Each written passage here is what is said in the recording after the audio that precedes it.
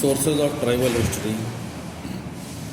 We have very less information about tribes. आदिवासी समाजों के बारे में हमारे पास बहुत ही कम इन्फॉर्मेशन है. Here are a few reasons for the same. यहाँ कुछ कारण दिए गए हैं उसके लिए. They prefer to live in remote areas. वो हमेशा दूर दराज के इलाकों में रहना पसंद करते थे, जैसे कि डीप इनसाइड द फॉरेस्ट, जंगलों के बहुत अंदर रहना, हिल्स एंड डिजर्ट्स, पहाड़ियों में रहना, रेगिस्तानों में रहना. इस वजह से उनके बारे में ज़्यादा इन्फॉर्मेशन नहीं मिल पाती है. They did not allow outsiders to enter in their areas. अपने इलाके में या अपनी जगहों पर वो बाहर से आने वाले लोगों को अलाउ नहीं करते हैं. They wanted to retain their freedom. वो अपनी आज़ादी में ही रहना चाहते हैं, स्वतंत्रता से ही रहना चाहते थे. And they preserve there separate culture away from the world.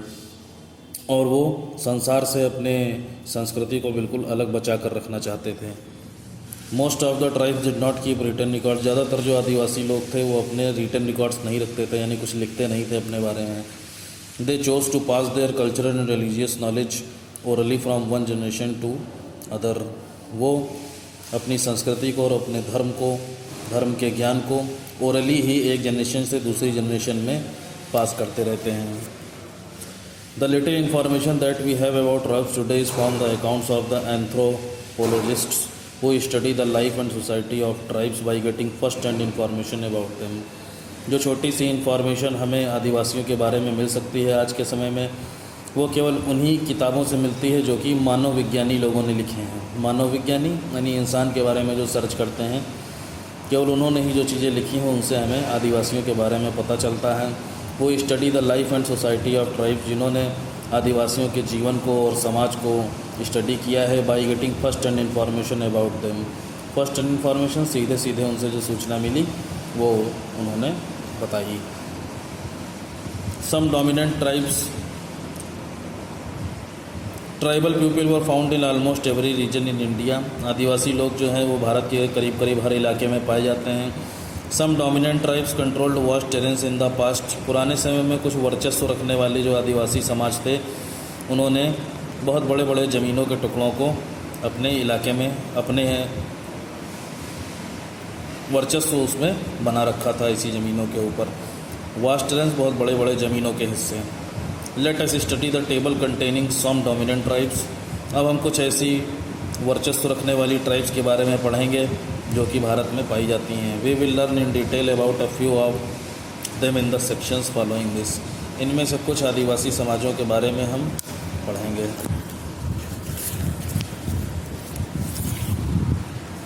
अभी आपको एक टेबल दी गई है जिसमें आदिवासियों के ट्राइब्स के नाम लिखे हैं और जहाँ पर वो पाए जाते हैं. खोखर और गखर्स ये पंजाब के रहने वाले हैं. लंघाज एंड अरघंस ये मुल्तान और सिंध के हैं. बलूचिस नॉर्थ वेस्ट इंडिया के. Shepherd tribes of Gaddis western Himalaya. Nagas and the Ahoms north eastern India के हैं. Cheros adivasi present day areas of Bihar and Jharkhand, ये झारखंड और बिहार के एरिया में पाए जाते हैं. मुंडाज एंड संथाल ये उड़ीसा और बंगाल में. कोलीज और बेलार्ड्स ये महाराष्ट्र हाईलैंड में, महाराष्ट्र में जो ऊंची ज़मीनें हैं, कर्नाटक में और गुजरात में. कोरागास, द वेटार्स और द मारवाड़्स ये साउथ इंडिया में पाए जाते हैं. सबसे पहले गोंड्स के बारे में देखेंगे. The Gonds have lived in the forest of central India in present day states of Madhya Pradesh, Chhattisgarh, Maharashtra, Andhra Pradesh and Orissa. Gonds लोग जो हैं वो सेंट्रल इंडिया के जंगलों में रहते हैं, जो कि आजकल के राज्यों मध्य प्रदेश, छत्तीसगढ़, महाराष्ट्र, आंध्र प्रदेश और उड़ीसा में पाए जाते हैं. They called there land Gondwana. ये अपनी ज़मीन को गोंडवाना लैंड के नाम से जानते हैं. Which means area colonised by the Gonds, जिसका मतलब होता है ऐसा एरिया जिसमें गोंड्स लोग कोलोनाइज रहते हैं, उनकी कॉलोनियाँ बनी हुई हैं. दे स्पीक गोंडी लैंग्वेज, ये गोंडी भाषा बोलते हैं. एज़ पर हिस्टोरिकल रिकॉर्ड्स, ऐतिहासिक जो रिकॉर्ड्स हैं उनसे पता चलता है the Gonds had 4 separate kingdoms, की गोंड्स की 4 अलग अलग राजधानियाँ थीं. इकनॉमी देखें इनकी. During the medieval period the Gonds became rich and powerful. Medieval period में गोंड्स बहुत ही ज़्यादा अमीर और शक्तिशाली थे. The region in which they lived was plentiful of precious metals and forest products. जिस इलाके में वो रहते थे वहाँ पर्याप्त मात्रा में या बहुत सारी मात्रा में कीमती धातुएँ और जंगलों से मिलने वाले जो प्रोडक्ट थे वो बहुत ही प्लेंटीफुल थे, पर्याप्त मात्रा में मिलते थे, काफ़ी मात्रा में मिलते थे, बहुत मिलते थे. They mostly practise shifting cultivation. ज़्यादातर ये शिफ्टिंग कल्टीवेशन करते थे, यानी बदल बदल करके जगह को खेती करते थे। However they were also skilled in collecting money, इसके साथ साथ वो हनी को यानी शहद को इकट्ठा करने में भी बहुत ज़्यादा स्किल थे। मेटल वर्क, धातु का काम करने के लिए बहुत ही ज़्यादा स्किल था उनके अंदर। कारपेंट्री, बढ़ईगिरी, एनिमल हस्बेंड्री, जानवरों का पालन पोषण, and capturing and training elephant, जानवरों को पकड़ना और उनको ट्रेनिंग देने का काम भी उनको बहुत अच्छी तरीके से आता था। अ साइजेबल गोंड पॉपुलेशन, एक बहुत बड़े साइज़ की जो गोंड जनसंख्या है was further divided into smaller clans, ये आगे चलकर छोटे छोटे समूहों में टूट गई, ग्रुप्स में बदल गई। A raja would head each of these clans, हर समूह का एक राजा होता था। The most powerful kingdom of the Gonds was Garhkatanga that comprised 70,000 villages, सबसे ज़्यादा शक्तिशाली गोंड्स की जो राज्य है वो गढ़कटंगा है, इसमें 70,000 गाँव आते हैं। The most notable ruler was Rani Durgavati, यहाँ की सबसे प्रसिद्ध जो शासक था वो रानी दुर्गावती थी।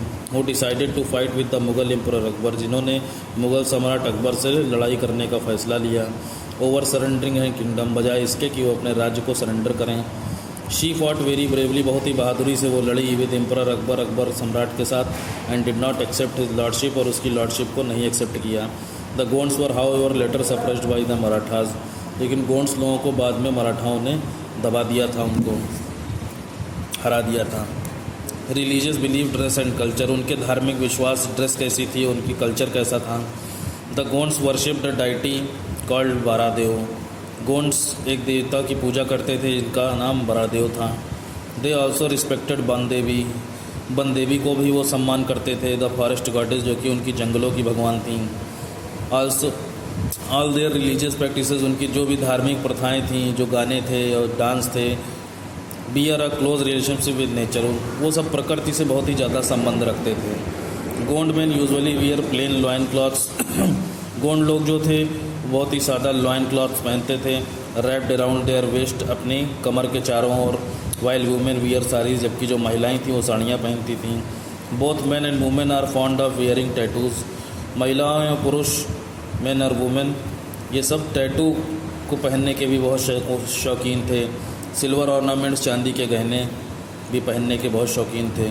Gond celebrate by troupe singing, Gonds लोग जो है वो सेलिब्रेशन करते थे ट्रूप सिंगिंग, यानी झुंड बना करके गाना गाना, एंड डांसिंग, डांस करके। बेस्ड ऑन गोंड्स लीजेंड्स, जो कि गोंड्स के जो पुराने लीजेंड थे यानी महान लोग थे गोंड्स जाति के, उनके ऊपर आधारित थे। डाइटीज़, देवी देवताओं के ऊपर थे। और माइथोलॉजी, जो पौराणिक कहानियाँ हैं, पुराणों में हम लोगों की जो कहानियाँ हैं उनके आधार पर डांसिंग और सॉन्ग्स वगैरह करते थे। एडमिनिस्ट्रेटिव सिस्टम, राजकाज कहता था गोंड्स का। The administration of the Gond kingdom was centralize, Gond जो राज्य था उसका एडमिनिस्ट्रेशन या राजकाज सेंट्रलाइज था, यानी केवल एक राजा होता था। The kingdom was divided into garhs, राज्य गढ़ों में बटा हुआ था। Each garh was further divided into units of 84 villages called 84, हर गढ़ आगे चल करके 84 गाँव में बटा हुआ था, जिसे 84 कहा जाता था। Each 84 was looked after by a particular Gond clan, हर 84 जो होता था उसकी देखभाल एक पर्टिकुलर गोंड समूह करता था, गोंड लोगों का एक झुंड करता था। द 84 वॉज डिवाइडेड इंटू 7 बड़होत्स, 84 जो यूनिट होती थी वो आगे चलकर 7 बड़होत में जो बटी हुई होती थी। कंसिस्टिंग 12 विलेजेस इन ईच बड़होत, हर बड़होत में 12 गांव होते थे। अब आ जाते हैं अहोम्स हमारे। The Ahom tribes establish there kingdom in the Brahmaputra valley in Assam, India. हम जो अहोम आदिवासी लोग थे इन्होंने अपने राज्य को ब्रह्मपुत्र नदी की घाटी, जो कि असम में है, वहाँ पर अपना राज्य बनाया था। इंडिया में the Ahoms originated in the Chinese province of यूनान, अहोम्स लोग जो हैं वो चाइनीज़ प्रांत के यूनान जगह से ओरिजिनेट हुए थे, यानी वहाँ से आए थे। They migrated into Indo China and northern Myanmar, Indo China यानी भारत और चाइना की जो बॉर्डर है वहाँ से ये माइग्रेट किए थे। एंड नॉर्दर्न म्यांमार और उत्तरी म्यांमार में चले गए थे फर्स्ट सेंचुरीज़ में, यानी पहली शताब्दी में। They finally reach the Brahmaputra valley, आखिरकार ये ब्रह्मपुत्र वैली में पहुँच गए 13वीं शताब्दी में, वहीं जा कर के बस गए।